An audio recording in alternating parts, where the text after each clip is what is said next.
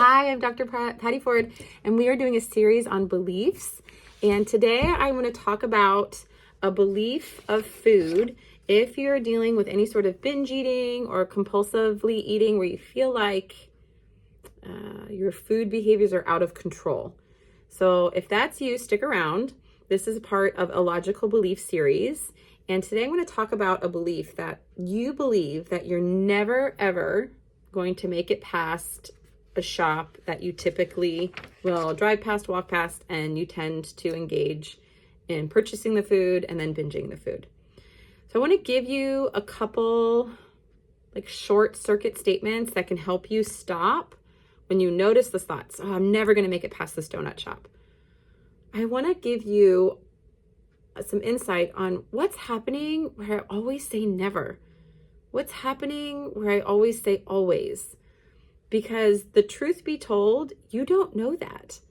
You don't know if something always is going to happen. You don't know if something is never going to happen. All you have is right now. And that may or may not slow the process down. You don't know the always. And that's logical. You do know based upon your past that you typically walk past this store and you typically go in. But there might come a point where you don't.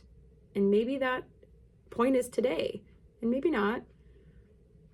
But why does it always have to be this always or never? What's happening there? Sometimes that can be the nervous system jumping to extremes. But when you have an always or never in your dialogue, it can be signifying that something doesn't feel safe, or you're basing your behavior on past experiences, which have been pretty traumatic. When you use always or never, I always eat this, I never liked that, that's coming from basically past experiences. And learning new beliefs, navigating new language, is trying something new for the first time. Because what you have done hasn't led to where you want to be, most likely.